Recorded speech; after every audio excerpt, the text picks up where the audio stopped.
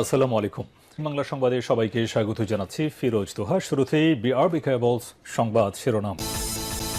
ইন্নালিল্লাহ। পুরো মধ্যপ্রাচ্যে আবারও তৃতীয় বিশ্বযুদ্ধ শুরু হয়ে গেছে। দখলদার বাহিনীকে কোনোভাবেই আর ছাড় দিচ্ছে না ইরানের ইসলামী বিপ্লবী গার্ড বাহিনীর সদস্যরা। দখলদারদের যেখানে পাচ্ছে সেখানে একদম মাটির সঙ্গে মিশিয়ে দেওয়া হচ্ছে। মধ্যপ্রাচ্য জুড়ে দখলদারদের কোনোভাবেই ছাড় দেবে না ইরানের ইসলামী বিপ্লবী গার্ড বাহিনীর সদস্যরা। তারা যে কোনো মূল্যে দখলদারদের একদম মাটির সঙ্গে মিশিয়ে দেবে। চলছে হামলার পর হামলা।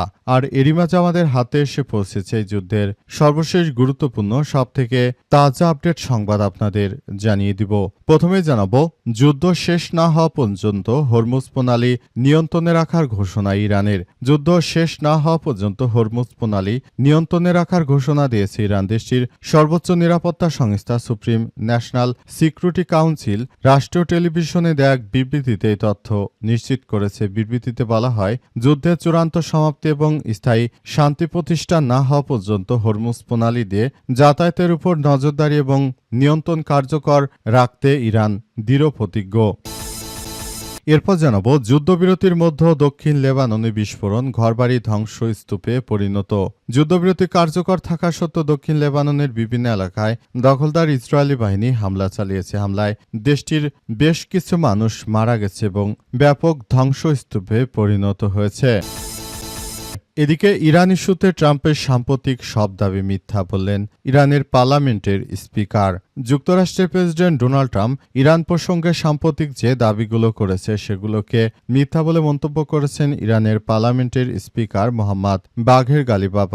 সামাজিক যোগাযোগ মাধ্যম এক্সে দেয়া পোস্টে ট্রাম্পের একাধিক বক্তব্যে জবাবে গালিবাফ বলেছেন, এসব দাবি বাস্তবতার সঙ্গে সঙ্গতিপূর্ণ নয়। জানাবো, 3বার চেষ্টা করেও কেন হরমুজ পাড়ি দিতে পারল না বাংলার জয়যাত্রা। হরমুজ প্রণালী পাড়ি দিতে গিয়ে ফের বাধার মুখে পড়েছে বাংলাদেশি জাহাজ বাংলা জয়যাত্রা। ইরান প্রণালীটি খুলে দেওয়ার ঘোষণা দিয়ে বাংলাদেশ সময় রাতে আরব আমিরাতের বন্দর থেকে নোঙর তুলেছিল জাহাজটি, কিন্তু ইরানি বাহিনী শেষ পর্যন্ত জাহাজটিকে প্রণালী অতিক্রম করার অনুমতি দেয়নি। এবং সর্বশেষ জানাবো, নিজের মাথায় গুলি চালিয়ে পুলিশ সদস্যের আত্মহত্যা। খুলনায় কর্তব্যরত অবস্থায় চাইনিজ রাইফেল নিজের মাথায় ঠেকিয়ে গুলি করে এক পুলিশ কনস্টেবল, সঙ্গে সঙ্গে তিনি মারা গেছেন। আজ খুলনার রেলওয়ে পুলিশ লাইন্সের অস্ত্রগারে ম্যাগজিন গার্ড এলাকায় দায়িত্ব পালনকালে এই ঘটনা ঘটে। নিহত কনস্টেবলের নাম সম্রাট বিশ্বাস। নিহত কনস্টেবল গোপালগঞ্জ জেলার কাশিয়ানী উপজেলার পদ্মবিল এলাকার বাসিন্দা শৈলেন বিশ্বাসের ছেলে। তিনি গত 3 নভেম্বর খুলনা রেলওয়ে পুলিশ লাইনে যোগদান করেন। প্রিয় দর্শক, এতক্ষণ শুনছিলেন সংবাদ শিরোনাম, এবারে বিস্তারিত। তবে তার আগে বন্ধুরা, অনুরোধ থাকবে এই সংবাদটিতে একটি লাইক দিন। এই চ্যানেলে আপনি নতুন হয়ে থাকলে আমাদের সংবাদটি দেখতে দেখতে চ্যানেলটি সাবস্ক্রাইব করে রাখুন। কমেন্ট করে বন্ধুরা আপনার মূল্যবান মতামত জানিয়ে দিন আপনি বিশ্বের কোন দেশ থেকে বা বাংলাদেশের কোন স্থান থেকে আমাদের সংবাদটি দেখছেন এবং শুনছেন। আর বন্ধুরা, সংবাদটি আপনার সোশ্যাল মিডিয়া ফেসবুকে শেয়ার করে বন্ধুদেরও দেখার সুযোগ করে দিন।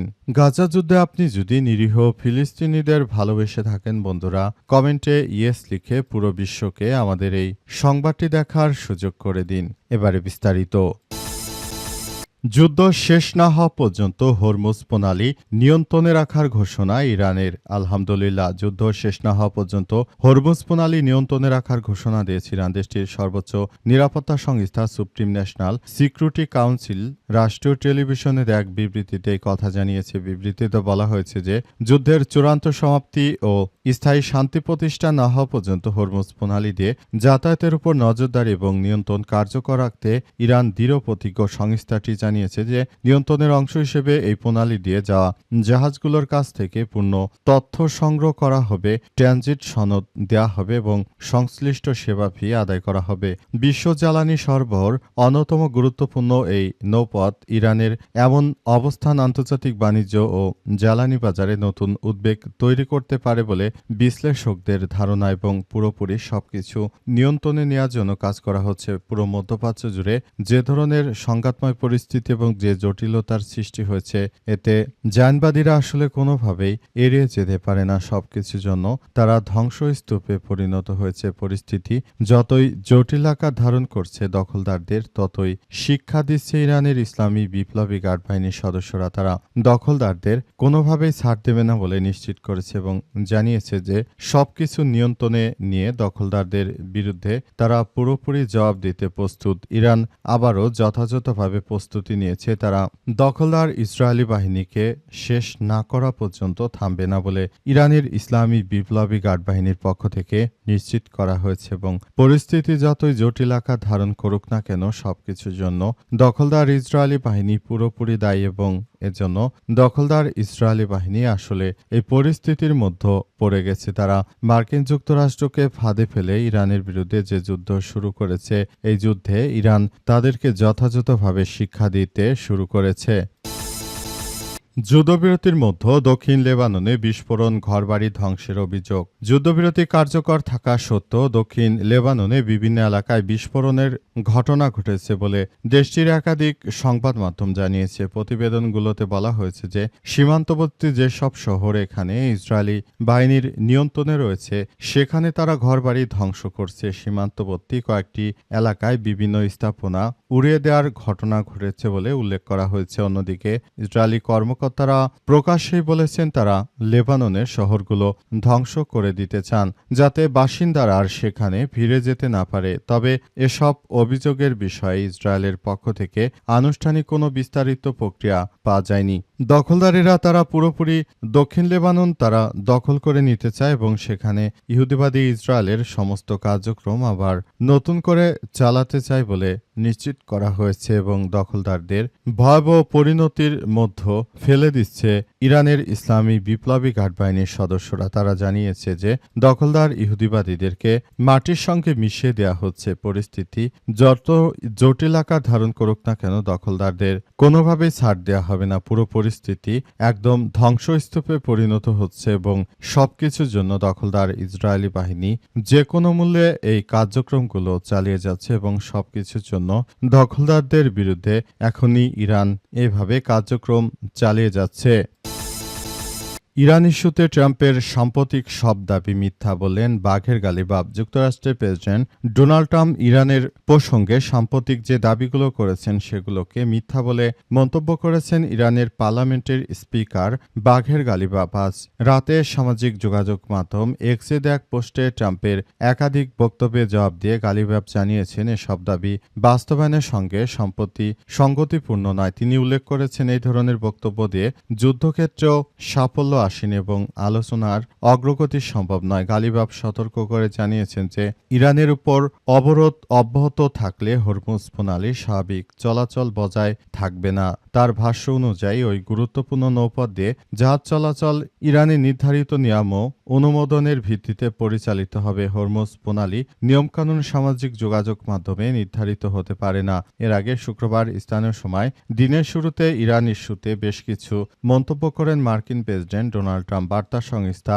এএফপিকে তিনি বলেছেন যে ইরানের সঙ্গে চুক্তি নিয়ে বড় কোনো মতপার্থক্য নেই। একই সঙ্গে তেহরানের সঙ্গে চুক্তির বিষয়ে সামাজিক যোগাযোগ মাধ্যমে একাধিক ইতিবাচক বার্তাও দিয়েছে মার্কিন প্রেসিডেন্ট ডোনাল্ড ট্রাম্প। তবে মার্কিন যুক্তরাষ্ট্র যতই চেষ্টা করুক না কেন তারা কোনোভাবেই প্রক্রিয়াগুলো করতে দেবে না বলে নিশ্চিত করা হয়েছে এবং সবকিছু একদম ধ্বংসস্তূপে পরিণত করা হচ্ছে বলে নিশ্চিত করা হয়েছে। 3 বার চেষ্টা করেও হরমুজ পাড়ি দিতে পারল না বাংলাদেশের জাহাজ জয়যাত্রা। হরমুজ প্রণালী পাড়ি দিতে গিয়ে ফের বাধার মুখে পড়েছে বাংলাদেশি জাহাজ জয়যাত্রা। ইরান প্রণালীটি খুলে দেওয়ার ঘোষণা দিলে বাংলাদেশ সময় রাতে আরব আমিরাতের বন্দর থেকে নোঙর তুলেছিল জাহাজটি, কিন্তু ইরানি বাহিনীর শেষ পর্যন্ত জাহাজটিকে প্রণালী অতিক্রম করার অনুমতি দেয়নি। জাহাজের ক্যাপ্টেন শরীফুল ইসলাম খান সংবাদ মাধ্যমকে জানান, নিষেধাজ্ঞা প্রত্যাহারের ঘোষণা শুনে আমরা রওনা হয়েছিলাম, কিন্তু ইরানের বাহিনী অনুমতি দেয়নি। ফলে ফিরে যাওয়ার নির্দেশনা পাওয়ার পর আমরা এখন আগের জায়গায় পারস্য উপসাগরে ফেরত যাচ্ছি। যুদ্ধবিরতি শুরু হলে 8ই এপ্রিল হরমুজ প্রণালী পার হতে সৌদি আরবের রাস আল খাইর বন্দর থেকে নোঙর তুলে যাত্রা শুরু শুরু করেছিল জাহাজটি, কিন্তু অনুমতি না পায় সেই যাত্রায় হরমুজ প্রণালী পার হতে পারেনি তারা। এর আগে একবার যুদ্ধ পরিস্থিতির মধ্যে জাহাজটি পরবর্তী বাণিজ্যিক গন্তব্যে পৌঁছাতে সংযুক্ত আরব আমিরাতের জেবেল আলী বন্দর থেকে হরমুজ প্রণালীর উদ্দেশ্যে রওনা হয়েছিল। এখন আমিরাতের কোস্টগার্ড সদস্যরা ওই পথে না আগানোর পরামর্শ দিলে জাহাজটি আবার ফিরে যেতে বাধ্য হয়। বাংলার জয়যাত্রা জাহাজে 37,000 টন সার আছে, যা পরবর্তী গন্তব্য দক্ষিণ আফ্রিকার কেপটাউন ও ডারবান। বাংলাদেশের এই জাহাজটি কেন বারবার আটক করা হচ্ছে সে সম্পর্কে নিশ্চিতভাবে কিছু জানা যায়নি, অথচ পররাষ্ট্র মন্ত্রণালয় থেকে বলা হয়েছে হরমুজ প্রণালীতে বাংলাদেশের কোনো জাহাজ আটক করে রাখা হবে না বলে প্রতিশ্রুতি দিয়েছে ইরান, কিন্তু বাস্তবে সেই প্রতিশ্রুতি দেখা যাচ্ছে না। বাংলাদেশের পররাষ্ট্র প্রতিমন্ত্রী শামা ওবায়দ জানিয়েছিলেন যে বাংলাদেশের কোনো জাহাজ নাকি ধরবে না, অথচ জাহাজ ধরছে। তাহলে শামা মিথ্যা কথা বলছে, এটি প্রমাণিত হলো।